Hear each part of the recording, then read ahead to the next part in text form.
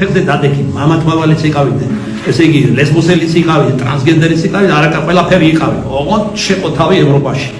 რა არის ეს ევროპერთი მეცარი ადამიანი ვარ გაუნათლებელი, გამიმართე. რა სედით იქიდან, რა გინდათ მაშინ? სწავლა გინდა? კი ბატონო, ისწავლეთ, ვითა გიშალა. წავით ევროპაში და მიდიხარ კიდე და სამწუხაროდ ბევრი გვარდება და რჩება და ზრუნავს საქართველოს წინამდელში. ან რა იქიდან აქრო ჩამოვლენ, ერთი არც ჩამოვა, ბევრი ვინ ჩამოვა, მოახმარს თავის ენერგიას, თავის ინტელექტს, რაც შეიძინა ცოდნას. ეგეც საეჭვო. როგორც ერთ რამოდენიმე მითხრათ, საუბარში იქავრებს დაუძახეთ. მოთხარ ჩამოდეთ მე შვილოსავაცა. ყვიდა საქართველოს ასეთი გაჭირვებაა და აქრო უკვე ორი ბინა მიხდები მათ. ყველაფერი რომ კარგად იქნება, მე ჩამოვალ და უკვე ფეთქდი აქ. შენაერი ვარგისები რაში ჭირდება დედა საქართველოს. მრავალჭინა.